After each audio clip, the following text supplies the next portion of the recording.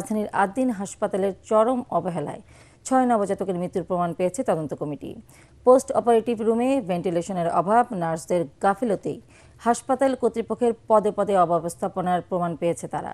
স্বাস্থ্যমন্ত্রী জানান, ৮ দিন হাসপাতালের বিরুদ্ধে দৃষ্টান্তমূলক ব্যবস্থা নেবে সরকার, যাতে অন্যরা সতর্ক হয়ে যায়। তদন্ত রিপোর্টের ভিত্তিতে রবিবার বিকেল ৫টা পর্যন্ত সময় দিয়ে কারণ দর্শানোর নোটিশ জারি করে হাসপাতাল গেটে তালা ঝুলানোর ব্যবস্থা নিয়েছে স্বাস্থ্য অধিদপ্তর। ৭২ ঘন্টার মধ্যে জবাব না দিলে ৮ দিন হাসপাতালের লাইসেন্স বাতিল করা হবে। রিপোর্টে জানাচ্ছেন মাহবুব কবির চপল। ৯ মাসের প্রসব কষ্ট আর স্বপ্ন ৯ সেকেন্ডে শেষ হয়েছে ৬ জন মায়ের। আনন্দের সাথে বাড়ি ফেরার পরিবর্তে নবজাতকের লাশ আর শোক নিয়ে ফিরতে হয়েছে তাদের। রাজধানীর মগবাজারের ৮ দিন হাসপাতালে ৬ নবজাতকের মৃত্যুর ঘটনা দেশ জুড়ে তোলপাড় সৃষ্টি করে। স্বাস্থ্যমন্ত্রী হাসপাতাল পরিদর্শনে গেলে বেকারি সহ নানা অনিয়ম ধরা পড়ে তার চোখে। গঠন করা হয় ৩টি তদন্ত কমিটি। স্বাস্থ্য অধিদপ্তরের তদন্ত কমিটি প্রতিবেদন জমা দিয়েছে, যেখানে হাসপাতালটির ভয়াবহ চিত্র উঠে আসে। তদন্ত কমিটি হাসপাতালটি পরিদর্শন পূর্বক ঐক্যমত পোষণ করেন যে ভবনটি হাসপাতালের কার্যক্রম পরিচালনার জন্য উপযুক্ত নয়। পোস্ট অপারেটিভ কক্ষ নাম্বার ২ পরিদর্শন ও পর্যবেক্ষণ শেষে প্রতীয়মান হয় যে কক্ষটিতে দীর্ঘ সময় এসি বন্ধ থাকায় এবং স্বাভাবিক ভেন্টিলেশন কার্যক্রম না থাকায় প্রয়োজনীয় অক্সিজেনের মাত্রার ঘাটতি হয়েছে ও পক্ষান্তরে কার্বন ডাই অক্সাইডের পরিমাণ স্বাভাবিকের চেয়ে বেশি ছিল। দায়িত্বরত সেবিকাদের দায়িত্বে চরম অবহেলা ও অসহযোগিতা ছিল।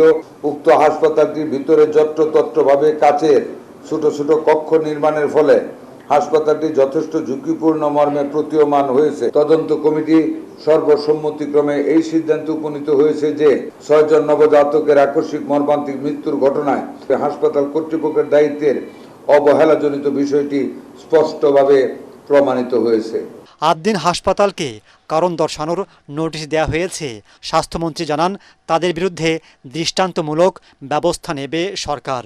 The medical practice and private clinics and laboratories regulation অর্ডিন্যান্সের ১১(৩) ও ১৩ ধারায় বলা আছে, কোনো হাসপাতাল বা ক্লিনিকের অনিয়ম প্রমাণিত হলে তাদের নিবন্ধন বাতিল সহ বিভিন্ন ব্যবস্থা নিতে পারবে স্বাস্থ্য মন্ত্রণালয়। কী ব্যবস্থা নেওয়া হবে তার জন্য আগামী রোববার পর্যন্ত অপেক্ষা করতে বললেন স্বাস্থ্যমন্ত্রী। অনেক সময় আপনাদের প্রশ্নের উত্তরে প্রশ্ন করলে কর্তৃপক্ষ হুঁশিয়ার হয়ে যায়। আমি এটা বলতে চাই না, তবে what you have done is the correct thing. আপনি যে প্রশ্নটা করেছেন উত্তরটা আমি দিব না আপনাদের আমাদের সবার স্বার্থে। পরে আমরা বসে স্বাস্থ্যের বিধান কি আছে সেটা আমরা নিশ্চিত করব। আগামী 2 দিন বন্ধ, রবিবারের ভিতরে আমরা সিদ্ধান্তে পৌঁছবো ইনশাআল্লাহ। আপনারা সন্ধ্যার মধ্যে জানতে পারবেন। তিনি জানান, ৮ দিন হাসপাতালের ওই ঘটনার পর প্রতিটি হাসপাতাল পরিদর্শনের সিদ্ধান্ত নিয়েছে স্বাস্থ্য অধিদপ্তর। পরিদর্শন করব এবং এই ধরনের ঘটনা পেলে আমরা ওগুলি সংশোধন করার চেষ্টা করব, না হলে বন্ধ করে দেব। মাহবুব কবির চপল, ATN বাংলা, ঢাকা। রাজধানীর পল্লবীতে ৮ বছরের শিশু রামিসা ধর্ষণ ও হত্যা মামলার রায় ঘোষণা করা হবে ৭ জুন। যুক্তিতর্ক শেষে ঢাকা মহানগর শিশু সহিংসতা দমন ট্রাইব্যুনালের বিচারক মাসুর সালেকিন রায়ের এদিন ঠিক করেন। আলোচিত এই মামলার 2 আসামি সর্বোচ্চ শাস্তির মৃত্যুদণ্ড চেয়েছে রাষ্ট্রপক্ষ। বিস্তারিত তহিদুর রহমান নিশানের রিপোর্টে। যুক্তিতর্ক শুনানির নির্ধারিত দিনে কারাগার থেকে আদালতে হাজির করা হয় আলোচিত রামিসা হত্যা মামলার প্রধান অভিযুক্ত সোহেল রানা ও তার স্ত্রী স্বপ্নাকে। আদালতের কার্যক্রমের শুরুতেই রাষ্ট্রপক্ষের বিশেষ পিপি আজিজুর রহমান তুলু আসামি সোহেল রানার জবানবন্দি পড়ে শোনান। এক পর্যায়ে শুরু হয় রাষ্ট্র ও আসামি পক্ষের আইনজীবীর যুক্তিতর্ক। উভয় পক্ষের 2 ঘণ্টারও বেশি সময় ধরে চলা যুক্তি পাল্টা যুক্তি উপস্থাপনে উঠে আসে মামলার খুঁটিনাটি নানা দিক। আদালত দুপক্ষের যুক্তি উপস্থাপন শেষে 7 জুন আলোচিত এই মামলার রায়ের তারিখ ধার্য করেন। মাননীয় ট্রাইব্যুনাল আগামী রবিবার এই মামলার রায় ঘোষণার তারিখ নির্ধারণ করেছেন ট্রাইব্যুনালের স্বীয় বিবেচনায়। আদালতের নিকট পরিষ্কারভাবে আবেদন জানিয়েছি, 2 জনেরই সিভিয়ার পানিশমেন্ট চেয়েছি আমরা, এবং আমরা আশা করি মাননীয় ট্রাইব্যুনাল আমাদের উপস্থাপিত সকল সাক্ষীর সাক্ষ্যের নিরিখে ন্যায় বিচারের স্বার্থে দৃষ্টান্তমূলক রায় প্রদান করবেন।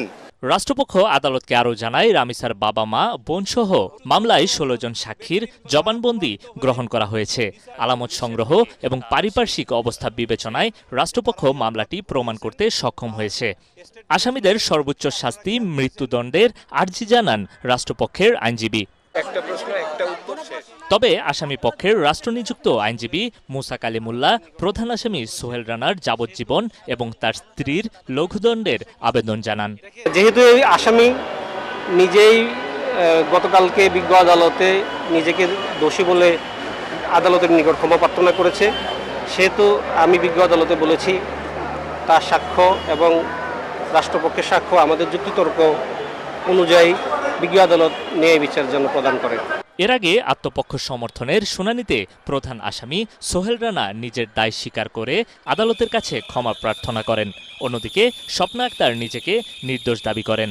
সারা দেশে আলোড়ন সৃষ্টি করা নির্মম এই ঘটনার বিচার শেষে এখন আদালতের রায়ের অপেক্ষায় দেশবাসী। তৌহিদুর রহমান নিশান, এটিএন বাংলা, ঢাকা। দুর্নীতি লুটপাট বন্ধ না করে জনগণের ওপর চাপ বাড়িয়ে অর্থনীতি রক্ষার চেষ্টা করছে সরকার, এমন মন্তব্য করেছেন জামায়াত ইসলামীর সেক্রেটারি জেনারেল অধ্যাপক মিয়া গোলাম পরোয়ার। জাতীয় মসজিদ বায়তুল মোকাররমের উত্তর গেটে বিদ্যুৎ ও জ্বালানির দাম বৃদ্ধির প্রতিবাদে বিক্ষোভ সমাবেশে একথা বলেন তিনি। সংসদে আলোচনার আগে বিদ্যুৎ ও জ্বালানির দাম বৃদ্ধির সিদ্ধান্তের মাধ্যমে জনগণকে অবগত করা হয়েছে বলেও জানান জামায়াত ইসলামীর এই নেতা। আপনি বিদ্যুতের মূল্য বৃদ্ধি করে জনগণের উপরে জুলুম চাপিয়ে দিয়েছেন। উচিত ছিল বিদ্যুৎ মন্ত্রীর বা সরকারের তার দেওয়া ওয়াদা রক্ষা করে বিদ্যুতের দাম না বাড়িয়ে বিদ্যুৎ সেক্টরে যে অনিয়ম, যে দুর্নীতি, তারপরে যেখানে সিস্টেম লস, ক্যাপাসিটি চার্জের নামে হাজার হাজার কোটি টাকা লুটপাট হচ্ছে, সেইটা বন্ধ করার ব্যবস্থা দরকার।